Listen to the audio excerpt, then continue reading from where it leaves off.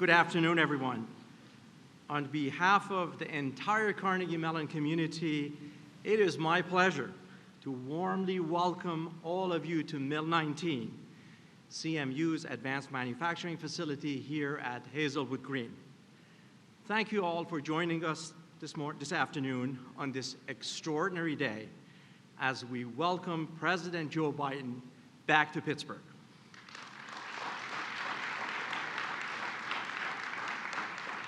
You know, Mill 19 is such a fitting location for President Biden's address on strengthening the national supply chain and revitalizing U.S. manufacturing.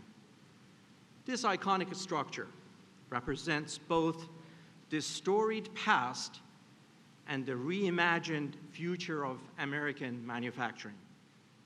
Decades ago, more than 5,000 workers produced more than 1 million tons of steel per year right here at this site, helping to power Pittsburgh's and the nation's economic engine. Today, Mill 19 is where CMU and its partners are catalyzing discoveries in the essential components of the 21st century manufacturing, including robotics, 3D printing, advanced manufacturing, and artificial intelligence. It might seem that the work taking place here is vastly different from the work of those who forged steel decades ago. Yet I would offer to you that in many ways, it's exactly the same. Both are rooted in deep pride, a tenacious work ethic, and the spirit of a community that's helping to power a nation. Mill 19 is also a showcase for the power of public-private partnerships. This building and the 178 acres that surround us represent a remarkable alignment of support and commitment from civic, public, and private leaders to advance this region's renaissance and pursue new approaches to community development, skills training, and education. At this inflection point for U.S. competitiveness, the nation is at the cusp of building an innovation-based economy through historic investment in our talent and workforce, in our research and development enterprise, and in our national infrastructure. While this moment is powered by technological innovations, it must also be driven by our shared humanity and by a common resolve to ensure that transformative economic opportunities reach all Americans. I'm excited and grateful to see so many elected officials and so many community and foundation partners here today. You are embracing this mission every day through your service and through your leadership. Thank you for your commitment, thank you for your passion, and once again, welcome to Carnegie Mellon.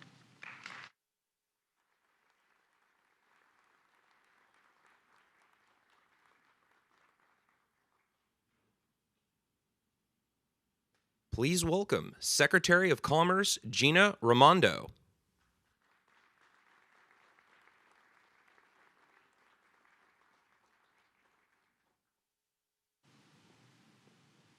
Good afternoon.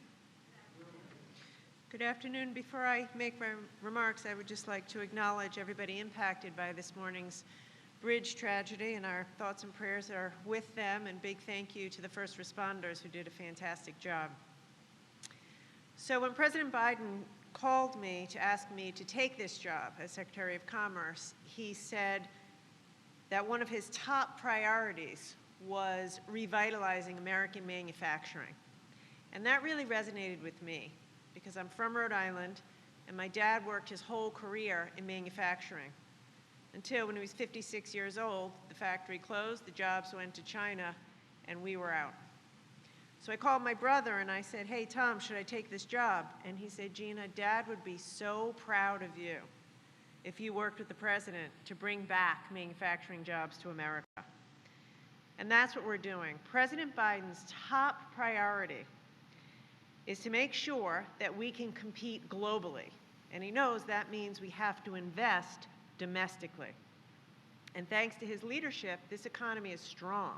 This economy is strong by any measure.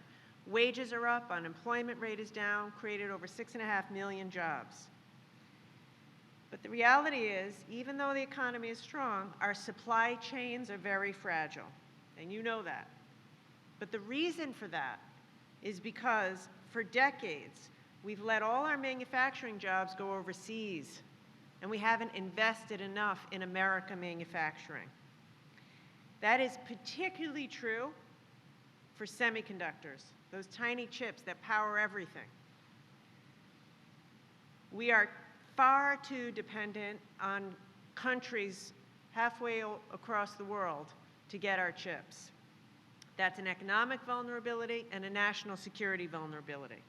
And the fact of the matter is, and the President says this all the time, we can't have a strong economy and a strong country unless we get back into the business of making things in America.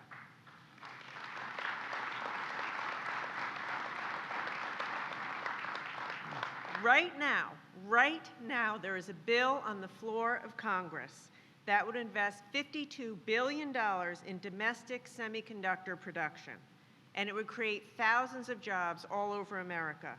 We need Congress to pass that bill in order to revitalize American manufacturing, revitalize American semiconductor manufacturing. It'll be a win for our workers, a win for our businesses, a win for our supply chains, and create thousands of jobs, and we can't wait. So let's hope Congress does their job and gets the CHIPS Act to the President's desk. So I want to thank you. I want to thank the President. I want to thank the President for his incredible leadership and for giving me this opportunity to work with him to revitalize and bring back great manufacturing to America. Thank you.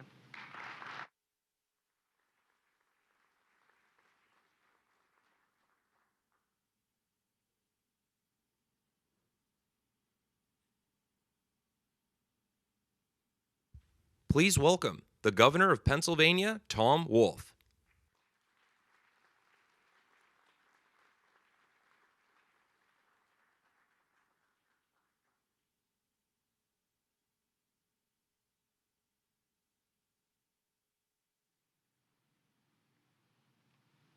So thank you very much, all of you, for being here. This is really great to have the President of the United States visit Pennsylvania. Actually, there are two really great reasons for him to be here and that we want to welcome him. First of all, to come back to his home state. That's right, Joe Biden is a native Pennsylvanian. And I hope you do, but I know I take credit for President Joe Biden being the second president of the United States who hails from Pennsylvania, so we're proud of that. But I'm also proud that he's chosen Pittsburgh to come back and highlight manufacturing. Pittsburgh is a story about the resurrection of manufacturing, what we can do in this country if we focus on investing in the things that make manufacturing great. That's what made this place great in the first place, and it's making it great all over again. And it's investment in the high-tech things that we saw today that's going on at Carnegie Mellon University that is really, really important. Let me point out one other thing. I just have a few comments. Before we came here, all of us toured the Forbes Avenue Bridge. It collapsed. We need to invest in high-tech manufacturing. We need to make sure that we bring manufacturing back to the United States. And we need to invest directly in manufacturing, but we need to invest in our infrastructure as well to make sure that things like the Forbes Avenue Bridge don't happen. That was a real tragedy.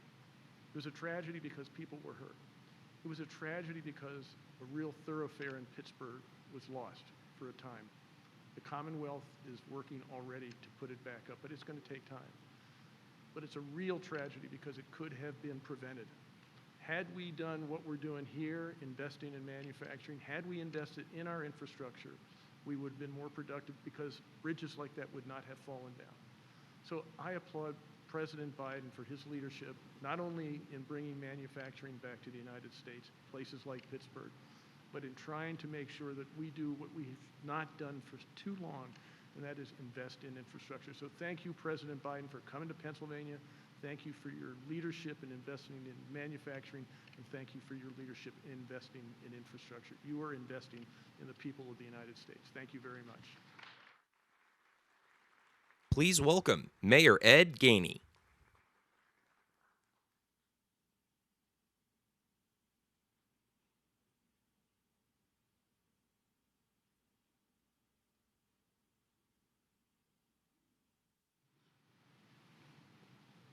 Good afternoon. I want to thank everybody for being here today.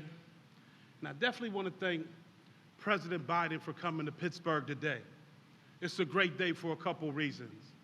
One, we're celebrating a $1.2 trillion bipartisan infrastructure law that will help us repair our bridges, our roads, our streets, and connect people with good paying union jobs.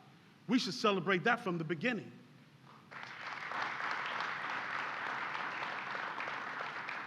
And secondly, let's really thank CMU for doing all they're doing to just revamp manufacturing in this region. And thank President Biden for coming here and investing in manufacturing in a way that is going to prepare us to be victory in the 21st century. For that, we are honored, and we definitely thank CMU and the President for that amazing, amazing feat.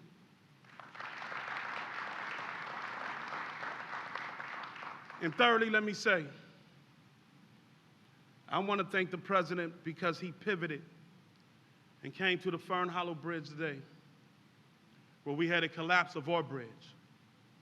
And when we talk about investing in infrastructure, when we're talking about how important it is, for him to say, I want to come and see it myself, as the mayor of this city, it made me feel proud that the President of the United States had our back and said that he would do whatever he can to help us restore that bridge. So when we talk about infrastructure dollars and how important infrastructure is, that is a prime example why this bill is so important. We must invest in our bridges, in our streets, because they are the connector to our communities, to our schools, to our jobs, to medical facility, and that's why building infrastructure like the ones we're talking about today in manufacturing, that is what it's all about. And so today is a day of celebration, because as always, when Pittsburgh hits a crisis, we pull each other up. And when we pull each other up, we build a better city for everybody. Thank you.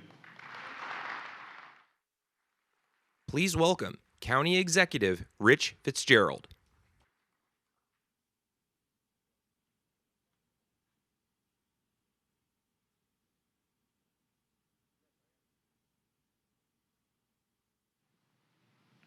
Thank you all for being here today, and especially thank you to President Biden, not just for what you're doing on the $1.2 trillion infrastructure bill, but what you have done over the last year. Nothing short of spectacular. As the Secretary indicated, 6.5 million jobs in 1 year. No president in our history has created more jobs in his first year than this president has done. We saw yesterday the GDP in the fourth quarter grew at 6.9%. Numbers we never thought we would see. Small businesses, 30% increase over the last year, the highest in a quarter century. The lowest unemployment forms filed since 1969. 1969, the Pirates were playing at Forbes Field. Steelers were playing at Pitt Stadium. Ed Gainey wasn't even born yet, I don't think, Mayor Gainey. But what's he doing for an encore? Infrastructure. Nothing could have been further from what we saw today than to know the importance of infrastructure. And again, president after president, Democrat and Republican, over the last number of decades has tried to get an infrastructure bill passed. None of them were able to do it except for President Biden. Yeah, that's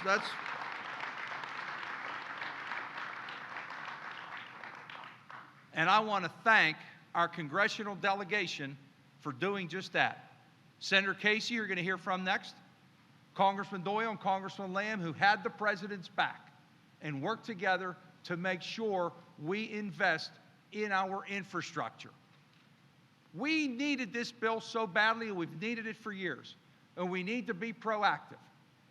And I know, looking out into this crowd, we have a few Steeler fans who understand football.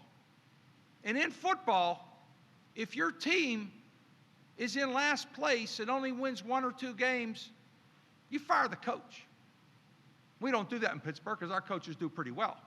They learn how to do that in Cleveland and Detroit. No, I better not say that too loud in front of people.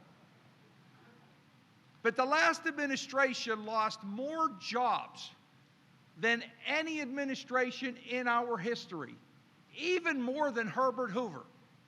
So what did we do? We fired that coach. I'm not going to even mention his name. And then we hired Coach Biden. And Coach Biden has done all those things that I have talked about. And the other thing that Coach Biden has done, President Biden has done, is he has not forgotten Western Pennsylvania. He continues to come here. He continues to come invest in us and invest in our future. And for that, we are very grateful. Thank you, President Biden. Please welcome Senator Bob Casey.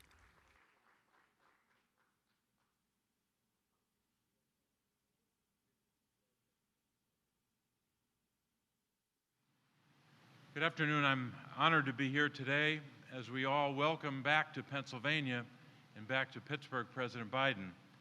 We're honored, of course, by so many others today in this audience and those who've preceded me to the microphone, including Governor Wolf, as well as our Secretary of Commerce, Secretary Raimondo. We want to pause today, of course, to remember what happened just miles from here. We're thinking of those who were injured today in the bridge collapse, the collapse of that bridge over Frick Park.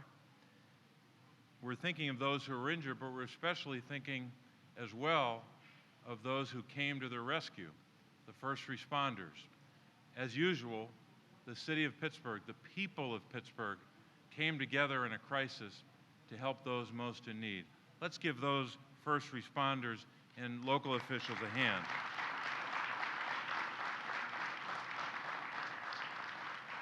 I don't think I have to tell anyone here the story of Pittsburgh. You know it better than I do. But the story of Pittsburgh, the story of Allegheny County in southwestern Pennsylvania, is a story that President Biden knows well when he comes here. In all the years he's been present here, walking in Labor Day parades, shaking hands, and looking into the eyes of people who struggle, the working men and women who are represented here today by organized labor. He knows the story of southwestern Pennsylvania, the story of a people who were knocked down when we lost a lot of jobs here in the 70s and the 80s. But he also knows the story of how the people of this region got back on their feet. They worked, they innovated, and they invented. In fact, they invented their own future. You can see it right here today in the place that we stand. The good news about today and more days ahead is the president not only knows that story, he's investing in that future. And his work led to the investments we can celebrate today. Here at Mill 19, this site was once a home to a large steel mill that employed more than 5,000 workers at its peak. Now it's a hub for advanced manufacturing, focused on robotics, artificial intelligence, and so many other innovations. The people of this city and this region made it possible. Mill 19 represents the best of southwestern Pennsylvania, people coming together and working with this community here in Hazelwood to create a bright future for this neighborhood and for this city. Today, children who live just across the train tracks can come to a former steel mill and learn about robotics and other skills in their neighborhood. At the same time, we're grateful that the President has made investments in other parts of the economy of southwestern Pennsylvania. He sees firsthand and understands the strength of our manufacturing economy here, the region's critical role in the national supply chain. We all know the story of Pittsburgh's three rivers. Those three rivers, those waterways, drive this region's economy while connecting our nation's commerce. All of this is powered by men and women working day after day to keep our supply chains moving and our commodities and our goods moving across the country. But we know with waterways, decades of underinvestment put our waterways infrastructure and the 76,500 jobs in those waterways.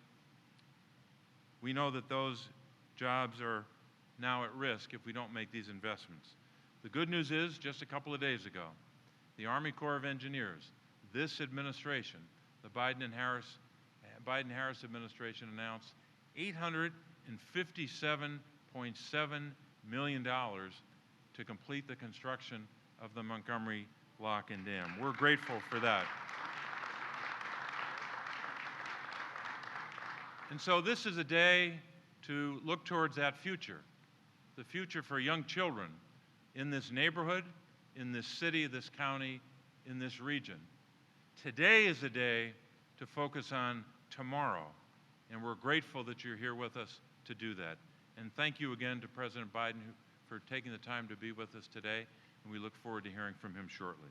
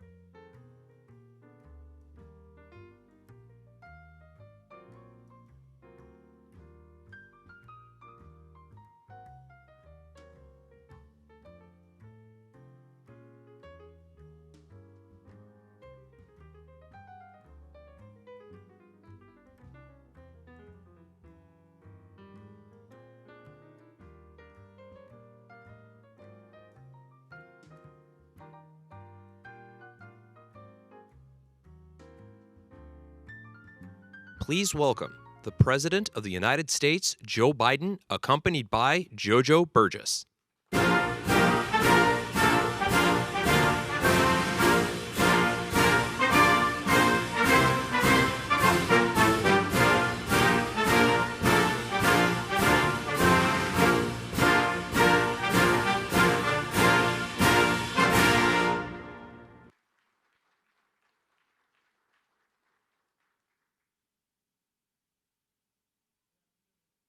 Jojo Burgess, and I'm a proud member of the United Steelworkers, Local 1557.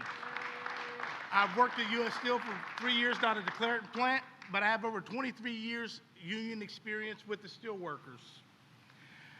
I'm also the son of two former steelworkers, and I'm proud to announce also that my son is a third-generation steelworker working in the Pittsburgh area. I can't tell you how excited and honored I am to be part of this event that highlights manufacturing in this Pittsburgh area. But the entire state of Pennsylvania benefits from this. A big part of my job at U.S. Steel is training new hires to work on the coke batteries, which is a vital process involved in the steelmaking process. I'm glad that I'll be able to go and say to the leadership of President Biden, to those new hires, that not only your job's safe for today, but he's investing in your jobs in the future. That's big for me.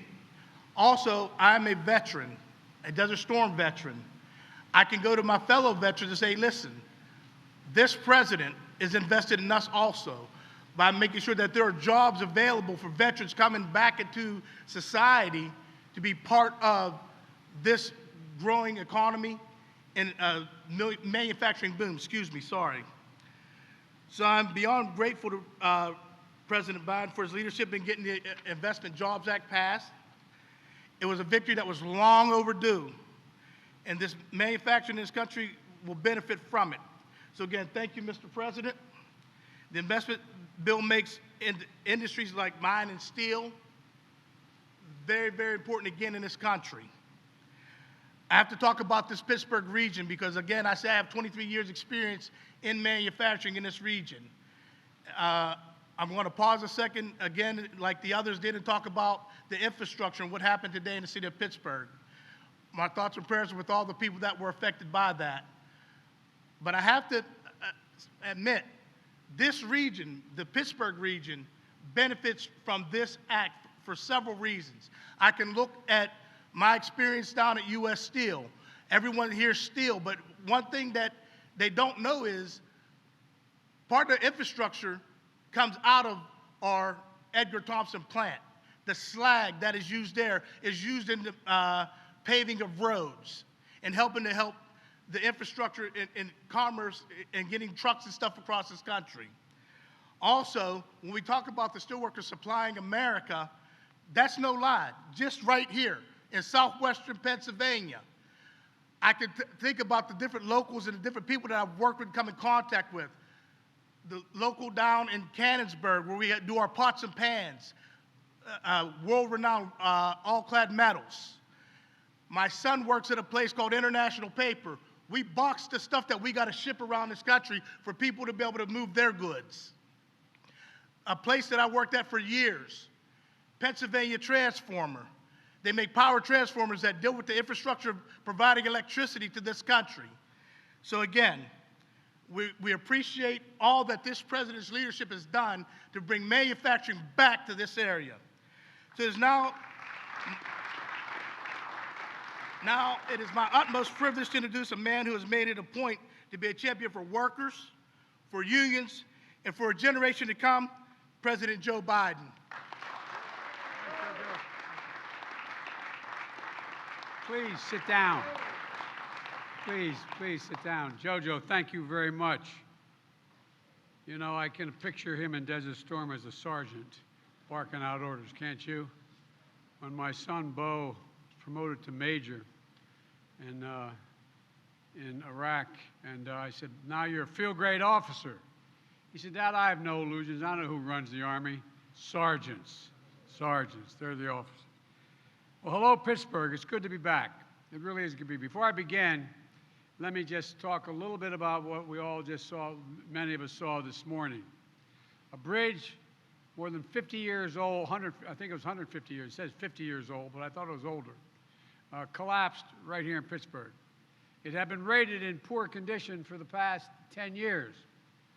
What you all know, if you don't, you should know, there are another 3,300 bridges here in Pennsylvania, some of which are just as old and just as decrepit condition as that bridge was, including here in Pittsburgh, the city of bridges. I've been coming to Pittsburgh a long time. I'm a Pennsylvania kid. I was born and raised the first part of my life in Pennsylvania, and I've been to Pittsburgh a lot. But all these years, I never knew Pennsylvania, Pittsburgh, Pennsylvania, had more bridges than any other city in the world. Yo! But across the country, there are 45,000 bridges in poor condition. It's just simply unacceptable. That's why your governor and your members of Congress, your mayor, have been saying for years, we have to do something about this. I've talked about it every time I've come to Pittsburgh, and we finally got it done. A bipartisan infrastructure law, including the largest investment in our nation's bridges since the Eisenhower put together the interstate highway system. And I might add, this is the first time in the country's history that we dedicated a national program to repair and upgrade bridges. And it's about time. The governor can tell you, we're giving state and local leaders historic funding to make national projects real. Here in Pennsylvania, That means at least $1.6 billion for bridges alone, $327 million in 2022 alone just to repair bridges. We've got to get it on with it. We've got to move. The next time, we don't need headlines saying that someone was killed when the next bridge collapsed. We're also providing billions more for roads and so much more. We saw today when a bridge is in disrepair, it literally can threaten lives. As soon as we heard about the bridge, we were immediately in contact with the mayor. Mr. Mayor, you're doing a hell of a job. And the governor and other officials on the ground. And we're going to rebuild that bridge, along with thousands of other bridges in Pennsylvania and across the country, because it's in our interest for our own safety's sake, and it generates commerce in a way that we can't do now. That's part of how we're going to build a better America, and that's what I want to talk to you about today. So thank you for the introduction, JoJo. Mayor, Mr. Mayor, County Executive Rich Fitzgerald, great to see you again, pal. And it's good to be here with so many outstanding folks, particularly the governor, Lieutenant Governor John Fetterman. John, if I had you in front of me when I was playing at Delaware, I could have been an All-American. I could have been big. And Connor Lamb, it's great to see you, man. And you're doing a hell of a job, all of you. And my good friend and former neighbor in Scranton, Bobby Casey. Now, his dad, we're about the same spread. His dad was as much older than me than I am than Bobby, but I lived in North Washington Avenue. You notice they changed the end of the road name. It's the Joe Biden way now. You know? No, really, you see that? I shouldn't say this. I'm going to get in trouble in Delaware, Mr. Secretary, but the first thing I asked out of the election results, I said, how did I do in Scranton? I won every precinct. And so I used to drive up Route 81 all the time to get, not just to get Scranton, but get up to Syracuse when I was at Syracuse Law School. And the entrance to go get to Scranton off 81 is the Joe Biden Expressway. So I'm coming home, Bobby, I'm coming home. But look, all kidding aside, I want to thank our Commerce Secretary, former Governor Gina Raimondo, for joining us today. And I want to thank Congressman Mike Doyle, who couldn't be here today, but who's done so much for this district. Nearly 3 years ago, I began my campaign for president right here in Pittsburgh, first major stop I made. I said back then I was running to restore the backbone of America, the middle class. It's time we began to build this country from the middle up and the bottom out, so that I've never known when a wealthy person didn't do well when the middle class was doing well. We always do better when ordinary, hard-working people have a shot. After I accepted the party's nomination in August of 2020, I came to Mill 19 for my first major campaign stop. And I laid out my vision to build a better America with better pay, greater dignity for the working people who are the ones who built this country. I often hear about who built the country. Guess what? The middle class built this country, and unions built the middle class. And folks, making it in America with American manufacturing and easing the financial burdens on millions of families, that's the same vision I laid out once again when I was here in Pittsburgh, the first stop I made after I was sworn in as president. Now, after my first year, I wanted to come back to Pittsburgh. This is my third time here in this facility.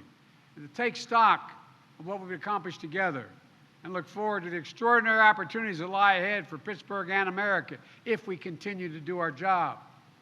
From day one, every action I've taken to rebuild the economy has been guided by one principle: make it in America, like we used to. No one knows that better than all the folks here in Pittsburgh, and that's why it matters so much. Making it in America is what built this city, the Steel City, the arsenal of democracy during World War II, when Pennsylvania generated as much steel as Germany, Japan, and Italy combined right here in the city of Pittsburgh. But Pittsburgh also knows the consequences when we ignore the backbone and fail to invest in ourselves, fail to invest in our people.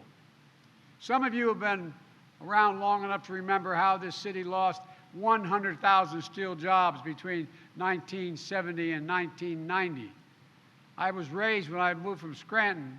My dad didn't have any work, and we moved to Claymont, Delaware. Used to be an outfit called Worth Steel. There were over 6,000 steel. The town was a company town. There's not a single steel worker there now. By the 1980s, more than 3/4 of Pittsburgh's steel capacity had been shuttered. You or your parents remember what you felt like in your neighborhood. It didn't feel good. The painful ripple effect it had. Jobs lost, families ripped apart. So you know that to build a truly strong economy, we need a future that's made in America. That means using products, parts, materials built right here in the United States of America. It means bringing manufacturing back, jobs back, building the supply chains here at home, not outsourcing abroad so we have better jobs and lower prices here. It means betting on America's workers. And it takes the federal government that doesn't just give lip service to buying America, but actually takes action. That's the approach I've taken from day one. And now we're beginning to see the results. We learned this week, after my first year as president, the United States had the fastest economic growth in nearly 4 decades, along with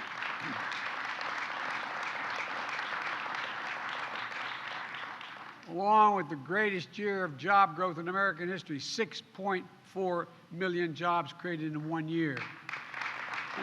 And instead of losing manufacturing jobs, since I've been in office, America has actually added an additional 367,000 manufacturing jobs in America.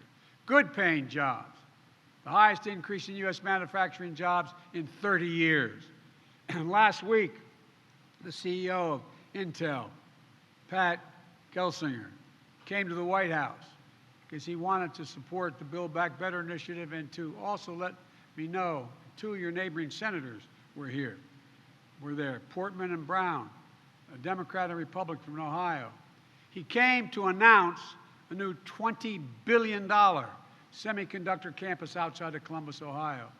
That's going to create 10,000 jobs, 7,000 in constructing the facility, and 3,000 permanent jobs. And by the way, I was joking. I said, I may need a job. He said, well, it's not bad. The average salary is $135,000 a year. Folks, and the key is these jobs are manufacturing essential products, stamped made in America. Semiconductors are, though you all know, they're small computer chips that power virtually everything in everyday life, and they were originated here in the United States of America. We used to own not only the patent, but the technology and the production. Your phone, your car, your refrigerator, your washing machine, hospital equipment, the internet, the electric grid, and so much more depend on these chips. So this is going to create thousands of additional jobs, helping build more American products. For example, you know, inflation is a problem, which I'll speak to in a second. It's real. And a lot of people are being hurt by it. But guess what? 1/3 of the inflation in America is a consequence of the cost of automobiles. 1/3. You know why?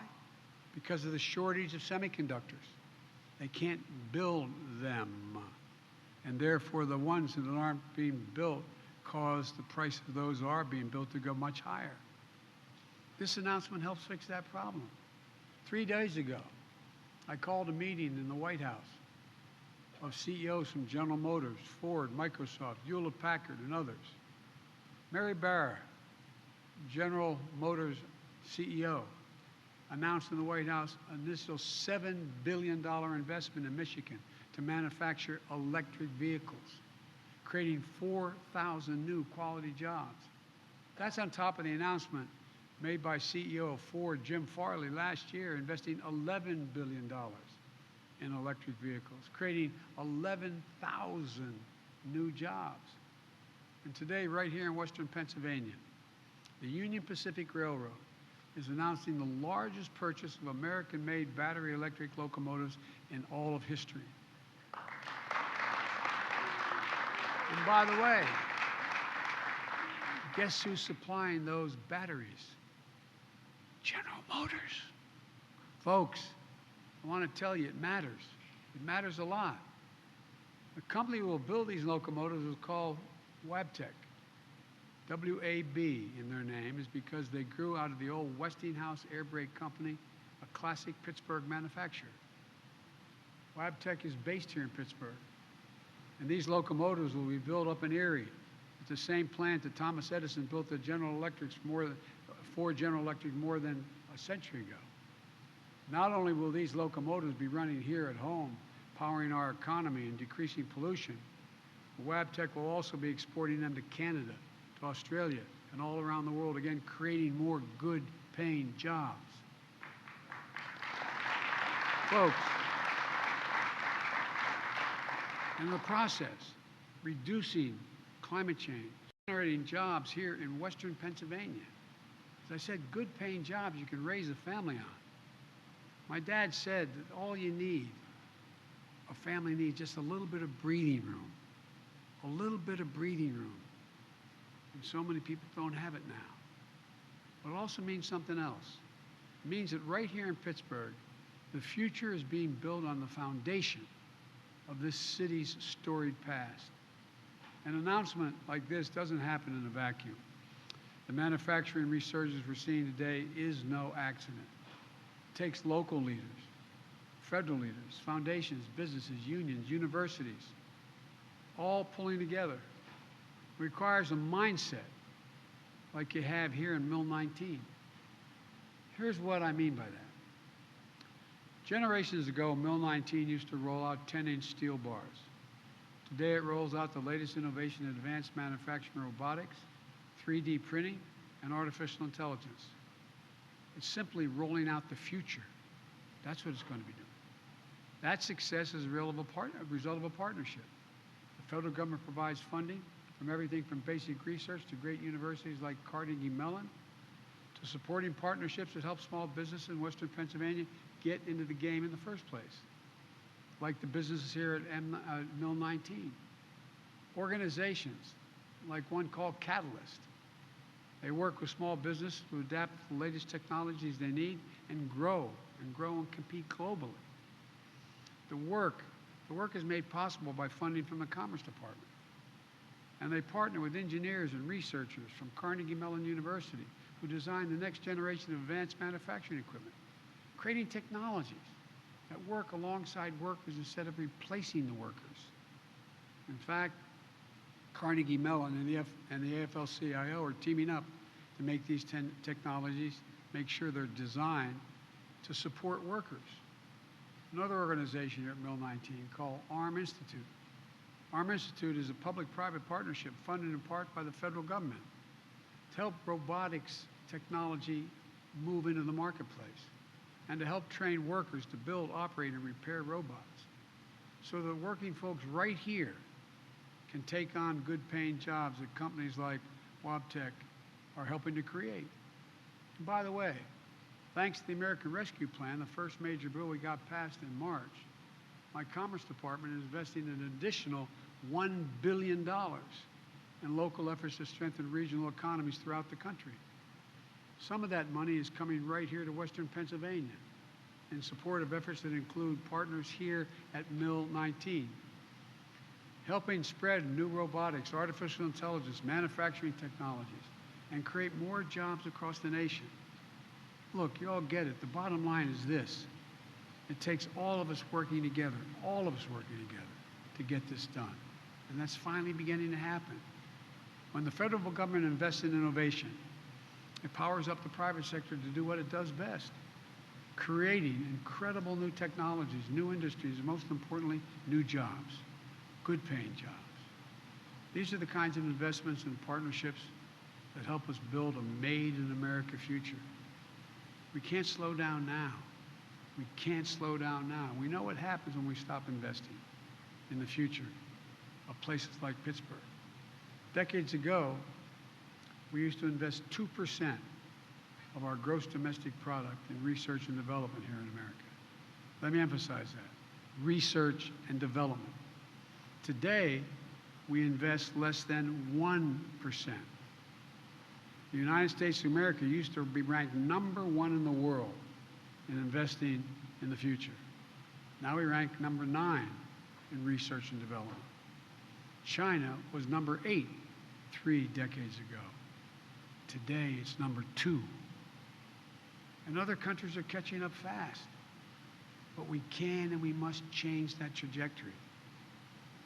We have an opportunity ahead of us right now. The House and Senate, the United States Congress and the United States Senate are working out a bill that's going to provide an extra $90 billion for research and development, manufacturing all the elements of the supply chain needed to produce the end products.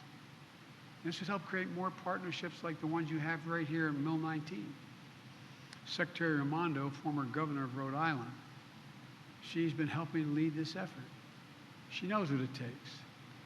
And my expectation is this will continue to be a bipartisan effort, God willing, just like the infrastructure law. And by the way, regarding the infrastructure law, we brought together Democrats and Republicans, being led by Senator Casey and Senator Lamb and other members of your delegation here, the Democrats, along with Republicans, to do something about infrastructure. Now, just 74 days after signing that law, we're already making tangible differences for highways, ports, airports, rail, high-speed internet, clean air, clean water. That includes $1.6 billion over the next 5 years for Pennsylvania to repair its bridges. As I said earlier, there are more than 3,300 bridges across Pennsylvania and over 7,500 miles of highway in poor condition. It also means jobs, replacing lead water pipes, so families in 10 million homes and in 400,000 schools and child care centers can drink clean water, not lead-based. Jobs.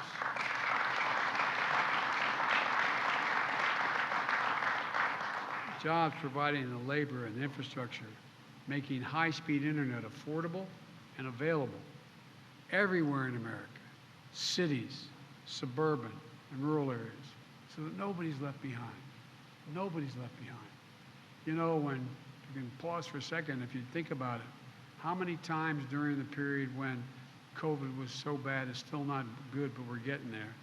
When COVID was so bad and schools were closed, you'd ride by McDonald's and see a family sitting in the parking lot so the kid could use his computer or her computer to be able to tie into the internet out of the McDonald's or any other fast food restaurant. This is the United States of America, for God's sake. What are we doing? What in God's name are we doing?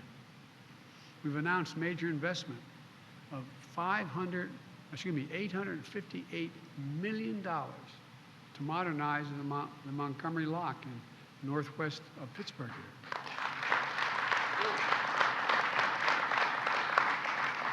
So the water levels stay high enough for barges to pass through up the upper Ohio River. We move about $500 billion worth of goods through those locks like these across the country every single year. When they're not working, it creates choke points. Barges break up. Goods don't get to where they need to go. Bob Casey's been on my back about this for so long. As we get this Montgomery Lock project done, I think we should call it the Casey Lock. I mean,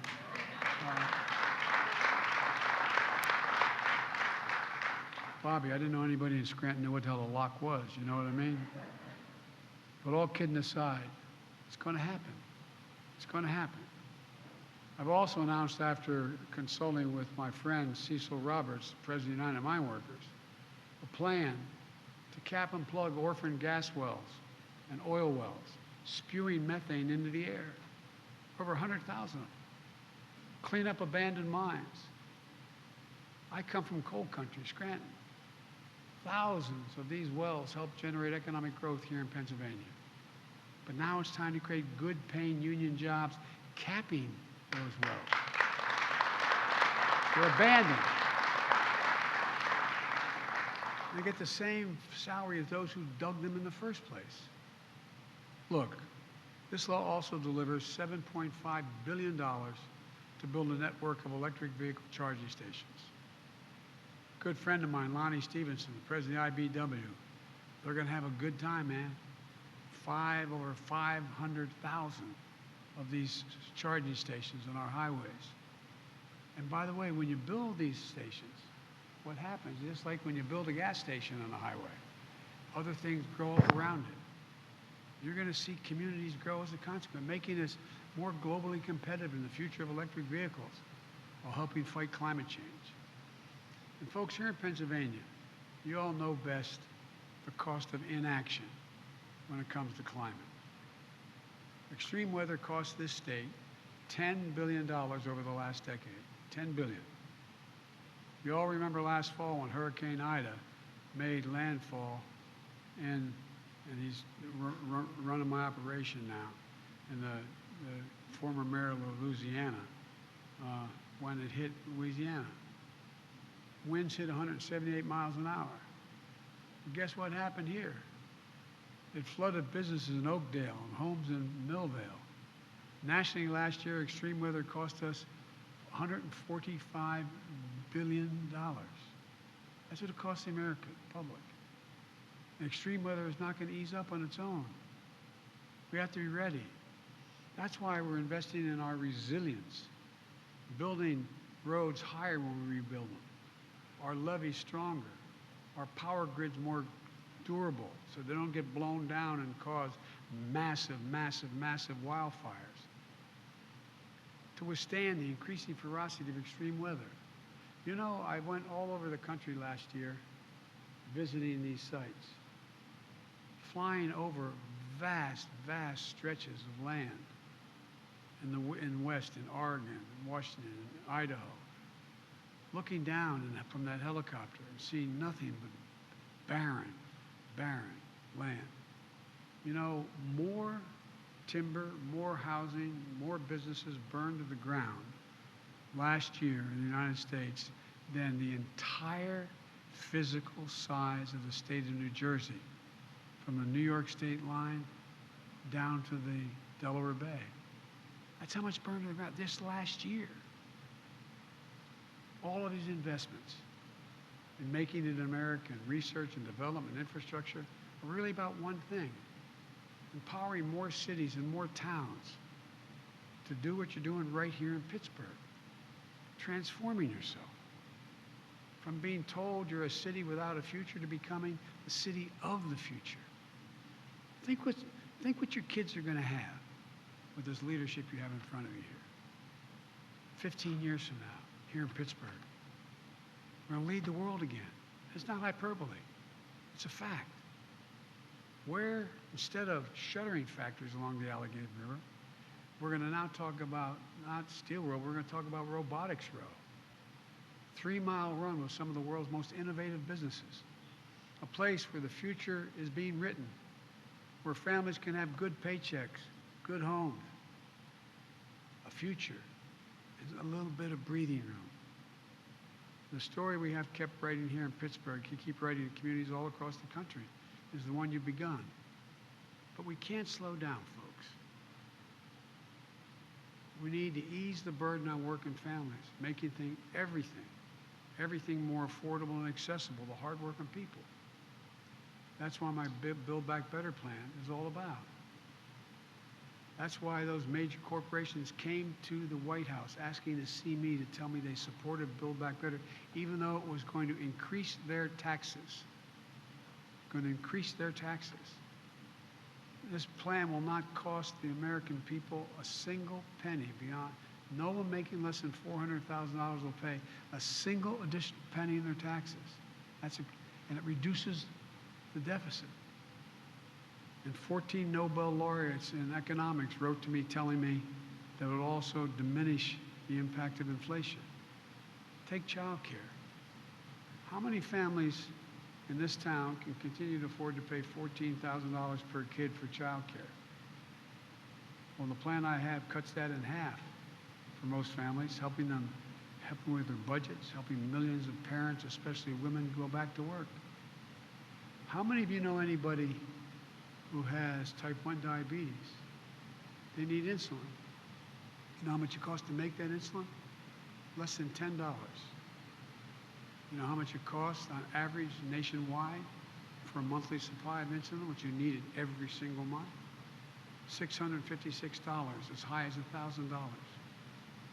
Imagine being the parent making the minimum wage or twice the minimum wage and having a child with type 1 diabetes, knowing that if you can't, and have no insurance, knowing if you cannot get that money for the insulin, your child may die.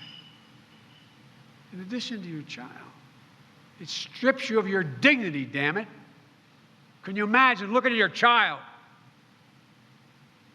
and you know what they need and not be able to do it?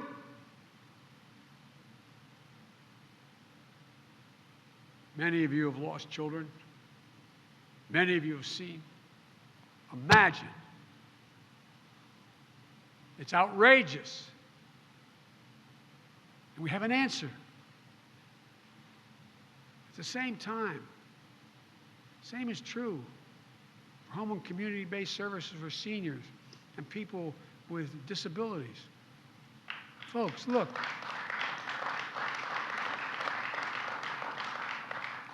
What's the one thing, if you know, a lot of you are part of the so-called sandwich generation. You have a child that you need to get daycare so you can go out and work, as well as you got a mom or a dad who's elderly and living at home and they don't want to move out of their house. They don't have to sell every single thing they have to be able to move into a nursing home.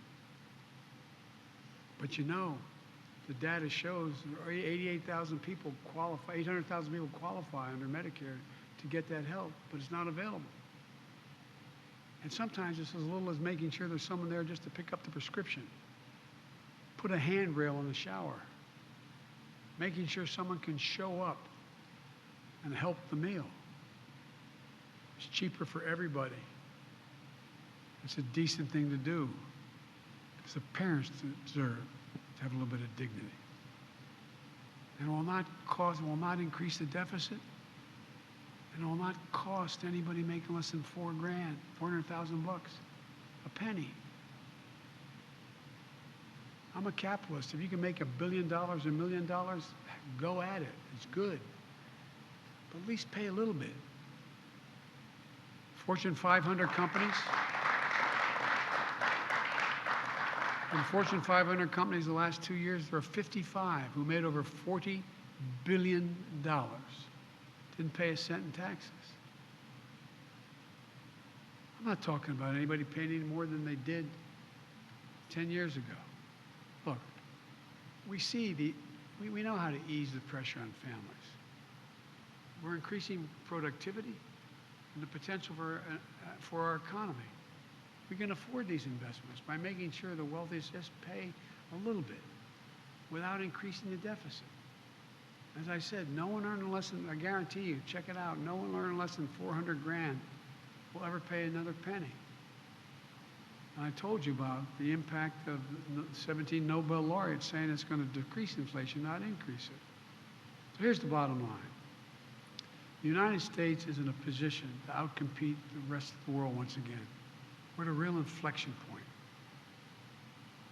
Technology, society's changing, and we've always been ahead of the curve. We have an incredible opportunity ahead of us. We still face tremendous challenges. But if we can keep coming together and invest in the backbone of this country, there's no limit to what we can achieve. So let's continue to give working families a fighting chance. Let's keep investing in the future of every city and town in this country. Let's face the challenges head on. Let's keep building a better America because it's totally, completely within our power. I promise you. I promise you. It's about time we stop fighting. It's about time we start working together again. Thank you for your consideration for what we're talking about. We can do an awful lot. Thank you, thank you, thank you. Thank you. Yes, thank you. Folks, a guy who's helping all those vets coming back is the head of the VA, Dennis McDonough. Dennis, raise your hand, pal. Let him know who you are. He's back anyway. We'll get him. We'll get him. But there's a lot going on, folks.